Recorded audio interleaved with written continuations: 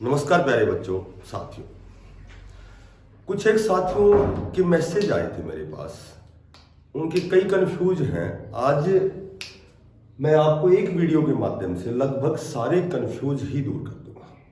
फिर आपको ना तो मेरे को कोई मैसेज करने की आवश्यकता है, ना कोई कमेंट्स करने की आवश्यकता है। देखो, आज हम इस वीडियो में जो HSSC डी ग्रुप है, इसके जितने भी प्रकार के कंफ्यूज हैं लगभग वो मैं आपके सारे दूर करूंगा। सबसे पहला तो ये है कि पोर्टल से संबंधित है। पहला कंफ्यूज तो है ये। देखो, मैं आराम आराम से सारे कंफ्यूज दूर करूंगा ताकि आपको बार बार ना तो मैसेज करने पड़े या दाएं बाएं। सिर्फ इसी वीडियो में मैं आपको सारी पॉइंट टू पॉइंट्स आराम आराम से बातें बताऊंगा। दूसरी बात यह है कि जो बच्चे सिलेक्ट हो गए उनके लिए पोर्टल कब खुलेगा, ठीक है, और उसमें विलंब क्यों है। दूसरी बात यह है कि जो HSSC डी ग्रुप की जो रिजर्व लिस्ट है वो कब तक आएगी। इसको वेटिंग लिस्ट भी कह सकते हैं, क्योंकि है ये रिजर्व, क्योंकि पहले ही 11,000 का ही परिणाम निकाला था, वही 2600 कुछ तो वही बच गए थे, ठीक है, और बहुत से बच्चों ने ज्वाइन नहीं किया, तो कुल मिला के वो रिजर्व लिस्ट हो गई। तीसरी बात है कि इस HSSC जो डी ग्रुप है, इस पे जो सोशियो इकोनॉमिक के 5 मार्क्स हैं उनका क्या फर्क रहेगा। भाई वो मिलेंगे या नहीं मिलेंगे, मिलेंगे या नहीं मिलेंगे, क्या इसकी वजह से परिणाम में देरी है, ठीक है। चौथी बात है कि क्या डी ग्रुप की न्यू वैकेंसियां आएंगी, ठीक है, ये भी मैसेज था। न्यू वैकेंसीज आएंगी या फिर जो न्यू सीटी है वो कब तक होगा भी या नहीं होगा। और जो 5वीं बात है कि जो वेटिंग लिस्ट है वो कितनी वेटिंग लिस्ट आएंगी और कब आएंगी, ठीक है, और उस वेटिंग लिस्ट में कट ऑफ कहां तक रहेगी। और यहां रिजर्व लिस्ट की भी एक बार कट ऑफ मैं आपसे डिस्कस करूंगा। इन 5 जो टॉपिक्स हैं इन पर हम आज की वीडियो में चर्चा करेंगे और पॉजिटिव चर्चा करेंगे, ठीक है। इसमें आपके सारे कंफ्यूज मैं आपके दूर कर दूंगा। थोड़ा सा 2-3 मिनट की वीडियो लंबी हो सकती है। सबसे पहले हम बात करें कि पोर्टल की। देखो, पोर्टल खुलने में विलंब क्यों है, इसका एकमात्र कारण है कि जो 11,000 का रिजल्ट आउट हुआ था उसके बाद में कुछ एक बच्चे थे, इसमें रिजल्ट में टेक्निकल खामियां थी। और वो खामियां क्या थी कि बहुत से ऐसे बच्चे हैं जिनके मार्क्स कट ऑफ से भी ऊपर थे, लेकिन उनका नाम लिस्ट में नहीं था। उन्होंने बड़ी मेहनत मशक्कत की, शिकायत की। इस शिकायत को आप केस कह सकते हो, केस किया या शिकायत थी वो।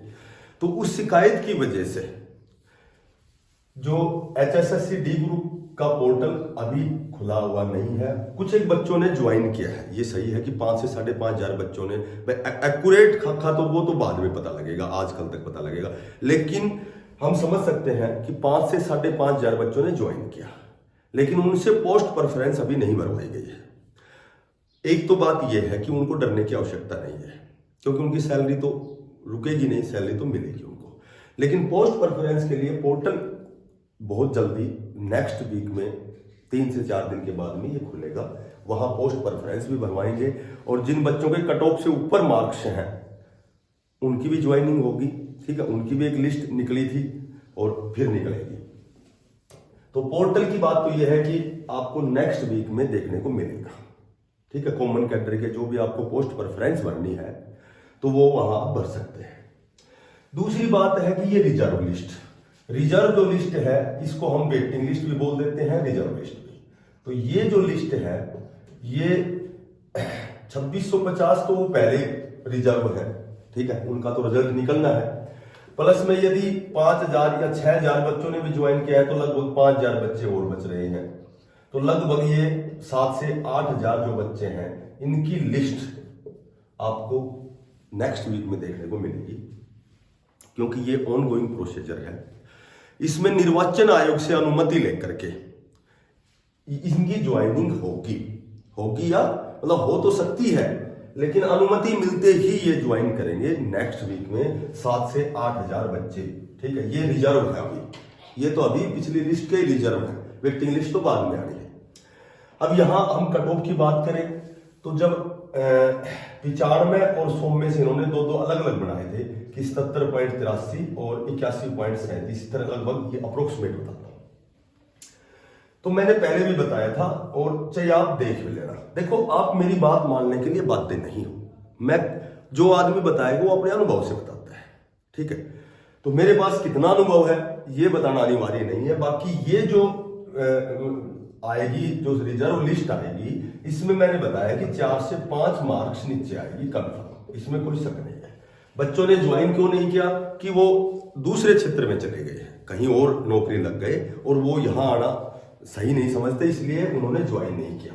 मात्र 5, 5.5, लगभग ज्यादा लगा लो 6,000 बच्चों ने ज्वाइन किया होगा।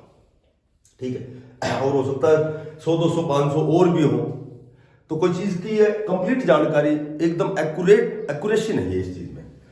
तो कहने का मतलब ये है कि ये 4 से 5 नंबर नीचे आने के बाद यहां ये 4 नंबर भी नीचे आती है तो 73 लगभग, ज्यादा से ज्यादा मैं तो 72, 73 कहता हूं, लेकिन आप 74 भी लगा सकते हो। ठीक है, यहां इसमें अगर 4 कम करते हो तो 77 लगा सकते हो, 76 लगा सकते हो 100 में से। तो ये बात है रिजर्व लिस्ट की। हो सकता है कि ये 70 तक ही आ जाए। ठीक है, क्योंकि एक्यूरेसी किसी के पास नहीं होती है, सभी मैंने अभी बताया कि सभी अपने हिसाब से बताते हैं। तो ये हो गई आपकी रिजर्व लिस्ट। उसके बाद हम बात करते हैं 5 मार्क्स की। तीसरा पॉइंट, 5 मार्क्स की यदि बात करते हैं, देखो ये क्लियर बात है कि जो 5 मार्क का मामला है, ये डी ग्रुप पे इस प्रकार का कोई केस नहीं है और 5 नंबर से डी ग्रुप पे कोई फर्क नहीं पड़ना, चाहे वो 5 मिले चाहे ना मिले, इसकी वजह से रिजल्ट में विलंब नहीं है।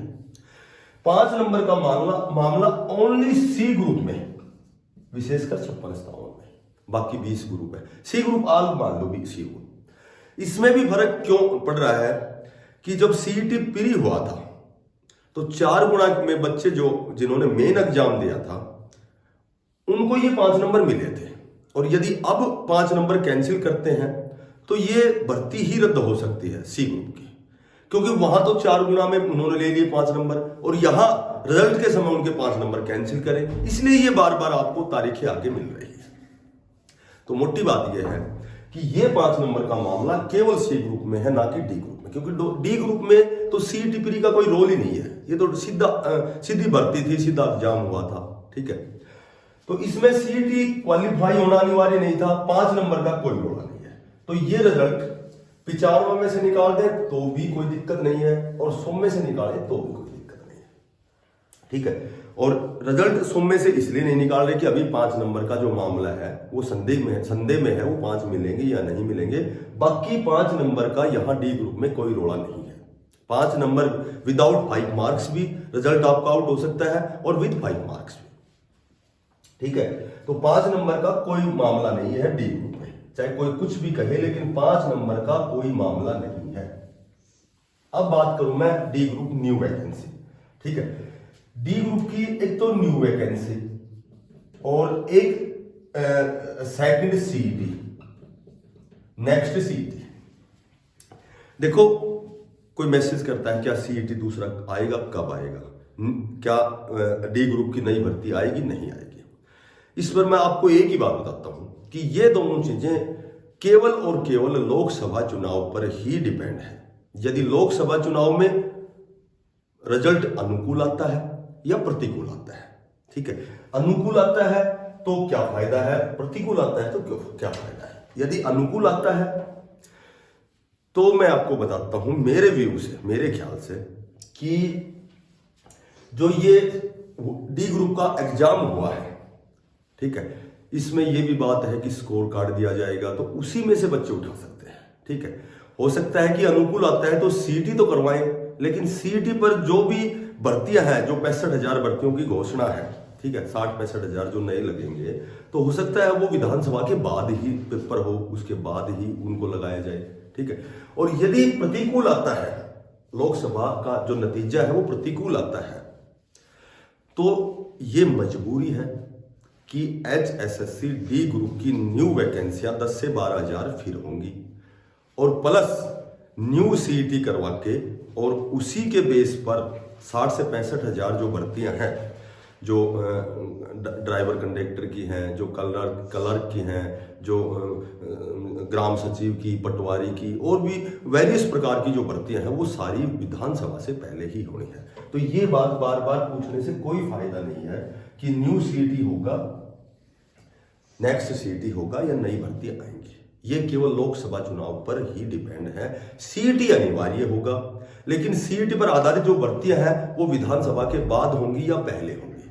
ठीक है, हो सकता है कि जो D ग्रुप के जो वैकेंसियां खाली रह गई या पद इंक्रीज होंगे, बढ़ेंगे, तो वो स्कोर कार्ड के आधार पर ही उन बच्चों को सेलेक्ट करके वेटिंग लिस्ट निकालना है।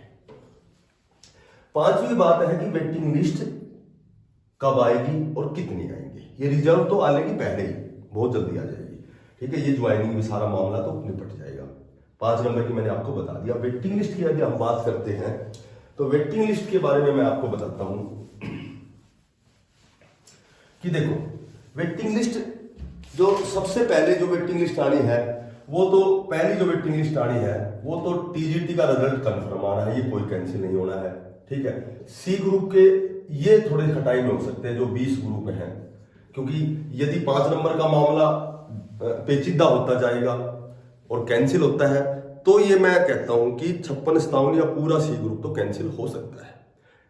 उसमें यही कारण है, बार बार कितनी बार भी सुनोगे, कि मेन एग्जाम से पहले इन्होंने CET प्री में 5 नंबर लेके 4 गुना में इन्होंने वहां अप्लाई हो गए। अब TGT का रिजल्ट कंफर्म आ रहा है, C ग्रुप जो 20 प्रकार के ग्रुप हैं उनका रिजल्ट, और उसके बाद में एक जो हरियाणा पुलिस है, इसकी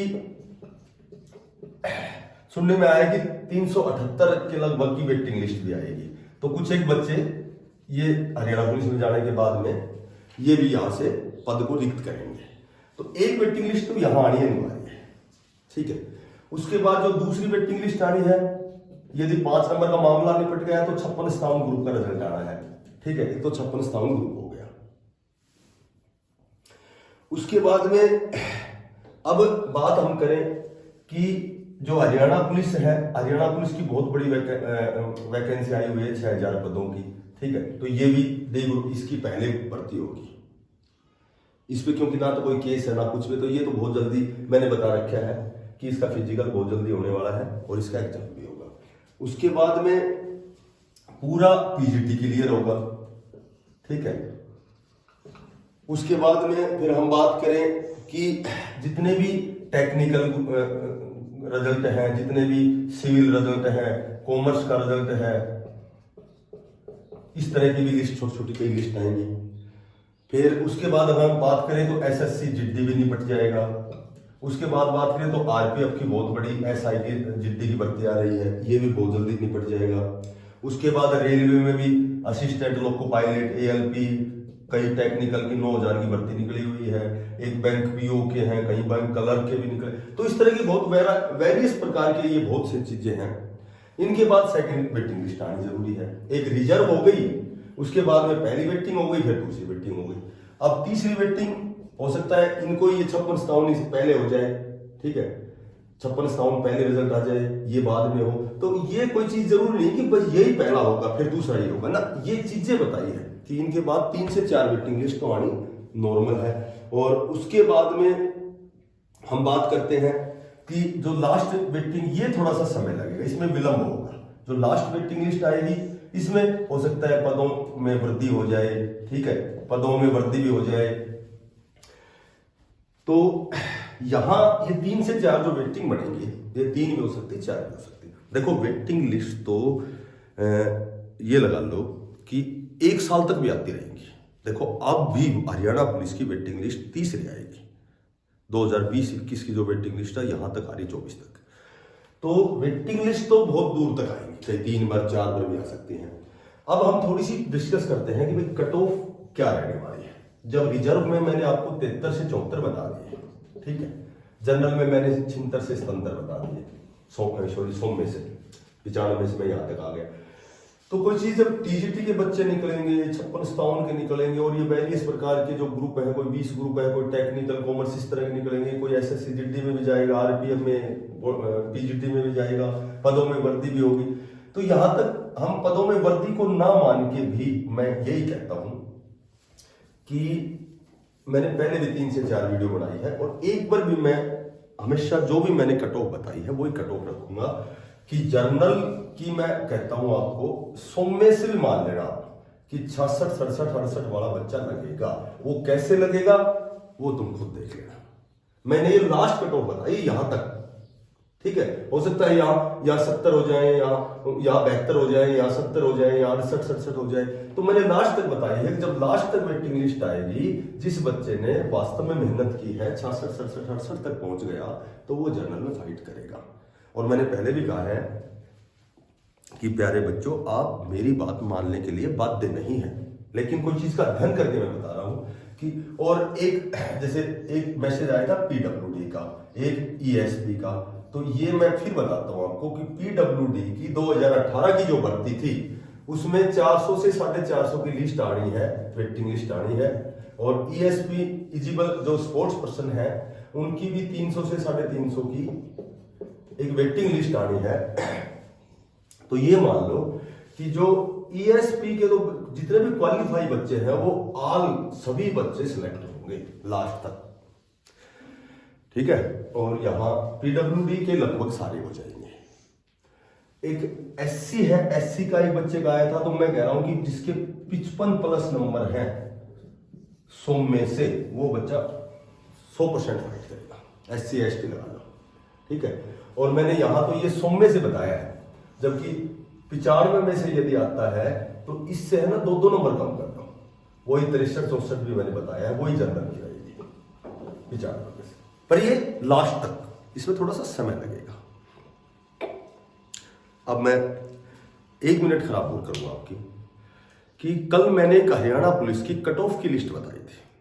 तो कुछ एक बेवकूफ बच्चे थे, उन्होंने कहा कि बोले ये कैसा मास्टर है, इसने तो बगैर एग्जाम दिए ही बच्चों को लगा दिया। ऐसे कुछ 1-2 कमेंट्स थे जो नेगेटिव कमेंट्स थे।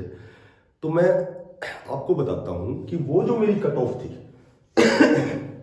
वो कट ऑफ गुमराह करने की नहीं थी, वो केवल मोटिवेट करने के लिए थी। और वो मोटिवेट मैंने इसलिए किया था कि पिछली बार जब 64.60 जर्नल थी तो मैंने बताया था कि बार आपको 60 से 62 ही नंबर लेने हैं।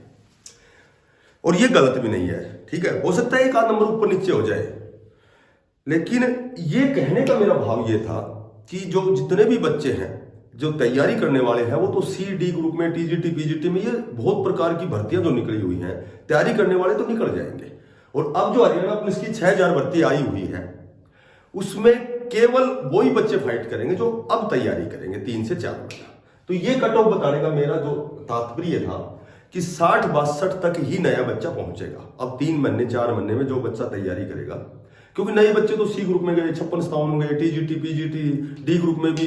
तो ये तैयारी करने वाले जो इतनी बढ़िया मेरिट से आ रहे हैं 77 नंबर लेके, तो ये सारे बच्चे डी ग्रुप में, सी ग्रुप में निकल जाएंगे टीजीटी पीजीटी में। तो यहां कट ऑफ बताने का मेरा मतलब व्यू लेना नहीं है, यहां बच्चों को मोटिवेट करना है कि आप यदि अब 4 महीने मन करके तैयारी करोगे तो आप इस स्कोर तक पहुंच जाओगे। मान लो उस समय जब भर्ती हुई थी तो 64 था जनरल का, उस समय इतनी प्रकार की भर्तियां भी नहीं थी, केवल हरियाणा पुलिस का भी फोकस था। और आज इतनी प्रकार की भर्तियां होने के बाद में, उसके बाद में मेरिट क्या रहेगी, मान लो 64 में रहेगी, तो 4 महीने में 64 पे पहुंच सकता है। इसलिए मैंने केवल मोटिवेट किया था, मुझे व्यू का कोई मतलब नहीं है। मैं ऑलरेडी दिल्ली गवर्नमेंट लेक्चरर की पोस्ट पर कार्यरत हूं, 5400 ग्रेड है, वाइस प्रिंसिपल बनने वाला हूं, बहुत मोटी मेरी सैलरी है। और इस बात का प्रमाण यह है कि इतनी मैंने वीडियो 1 महीने से मैंने बनानी शुरू की है, जितनी भी मैंने वीडियो बनाई है आज तक मैंने ये नहीं कहा है मुझे सब्सक्राइब करो, लाइक करो, मेरे वीडियो को शेयर करो, मुझे ये करो। इस तरह की बातें ना मैंने आज तक कभी की है। और कितने दिन मैं वीडियो बनाऊंगा ये कोई निश्चित नहीं है, लेकिन मैं कभी ये नहीं कहूंगा कि मुझे लाइक करो, मुझे सब्सक्राइब करो, मुझे फलाना करो, ठीक है। जो बच्चे, क्योंकि मैंने 1998 से 2000 अगस्त 2012 तक 14 साल कोचिंग सेंटर चलाया है। पता नहीं कितने अनगिनत बच्चे कोचिंग सेंटर से नौकरी लगे हैं।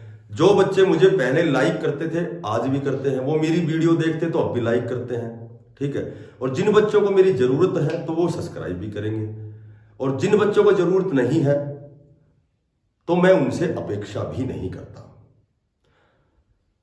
तो साथियों, दोस्तों, मैं आपको बताता हूं कि यदि वास्तव में मेरे से कोई बात है, कोई कंफ्यूजन है, तो 7988217145 ये मेरा फोन नंबर है, जियो का नंबर है।